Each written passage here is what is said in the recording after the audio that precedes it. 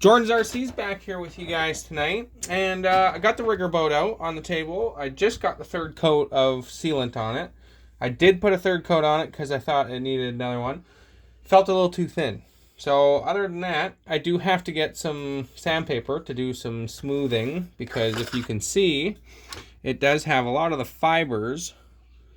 And you can see it there. All those fibers stuck in there from the paper towel that I used to wipe off the excess seal. So I'm gonna have to sand that out to make it look good, and then prime it and paint it. But other than that, it looks really good. And all the battery doors, actually deck doors, whatever you want to call them, actually fit really nicely.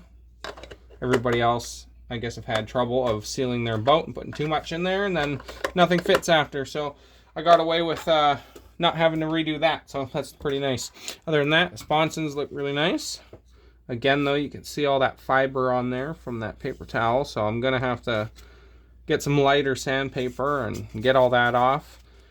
I don't know, I don't want to go too far because I don't want to take any of the seal off and then have to reseal the boat again and go through the process over and over. So hopefully I can find some thin enough sandpaper, smooth enough sandpaper, light enough, and get all that off there. I might even use a scrubber pad, actually. That actually might just work and not take too much of the top coat off. But other than that, I did get my new boat in, as you can see. Now, new, yes. Was it, there was a surprise involved in it.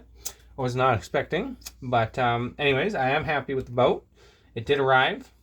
Hopefully, you know, nobody takes this the wrong way, but I did find a nice little surprise hidden in there for me, and it was the fact that somebody had glued the servo, which, by the way, is dead. I've tested it, into the boat, and glued it in there so good that I had to rebuild the entire servo structure that holds it in to the boat. I had to fill this piece because that's the piece of wood that came out with the servo. And so I popped the hatch and I look in here, and what gave it away was on the corner of the servo right there. You can see it looks like somebody has previously tried to pry it up with a screwdriver. So once I seen that, I was like, oh shit. Okay, that sticky tape's really good. So I'll test the servo. So I did. It didn't work. That's when I started to look around the edging here and found out that it was all cracked all along here. It was cracked along here. And then right down this piece of wood, it was split all the way down. So this was not attached, this wasn't attached, but yet the servo was basically holding all of this together. So I had to use, where's my trusty old little ruler here?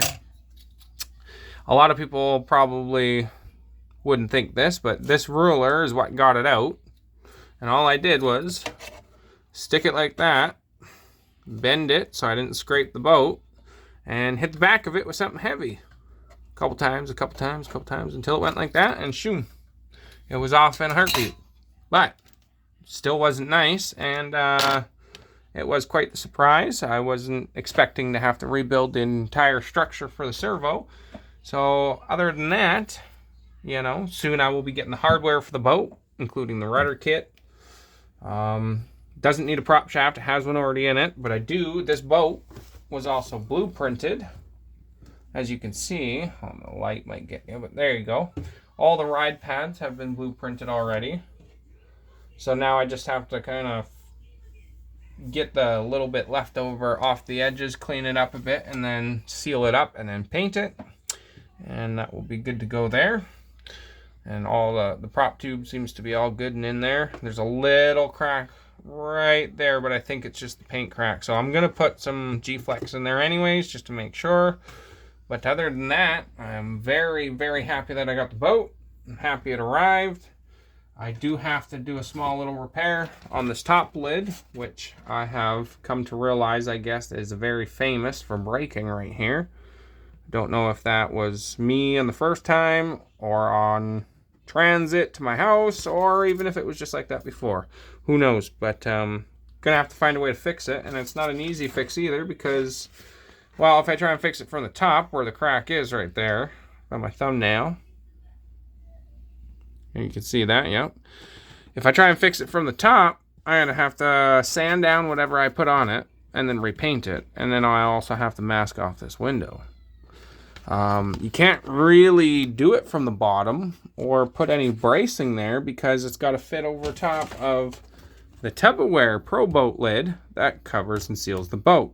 And if you put any, as you can see, if you put anything else in there, it's not going to fit. Or you'll squeeze it down and just break it because, well, you don't have enough space in there. So, not sure what I'm going to do about that yet, because I really don't feel like painting the whole boat yet. I kind of like the color that it is. And the way that my hand is, as you guys have, if you guys have watched my previous videos, will know that it's not exactly the easiest to do things right now. So, yeah, I'd rather not paint the whole boat, or paint even this whole lid. And I really would like to keep this window clear, but I don't know yet. Gonna have to make a decision on that. But other than that, guys, that's the new boat. Don't know what motor I'm going to be running in it yet. That'll be something to talk about in the future. For now, I'm just going to get the coating done, redo the coating on here with some G-Flex, get the rudder kit, flex shaft, prop, and get the ride pads done. And then we'll see from there what kind of ESC or motor I want to run in it. Something I want to show you too as well, guys, is you might be like, oh, all of a sudden there's a drag car in the picture. But if you see how this servo is mounted, there's a screw on the bottom and another screw over here. Two little aluminum posts that are threaded. You see that? Threaded. And then there's a space. There's a big gap there. And then the brace and the screw. AKA, just like the boat. If you need a little example, here's the top plate that some people like to crush the servo with. And that goes across like that and just, you know, snugs up and pinches the servo in there. No big deal. But when you over tighten it, what does it do? Well, you might think it sinks the screw into the wood more. No. I've learned previously, because this is my own custom servo mount that I built for this car. The first one that was in it, I screwed it down way too tight from the bottom and way too taut from the top, where this was almost bending on the sides instead of being straight across. And yeah, it fucking ripped right through it. Pulled a big hole right through the chassis on both sides. So that's exactly what somebody did to this boat.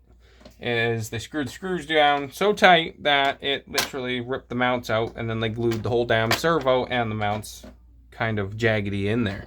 So that was the surprise. So be careful when you guys see something like this in your boats, cars, trucks, whatever you're running, whatever you're using. If it's got a servo mount like that, do not tighten.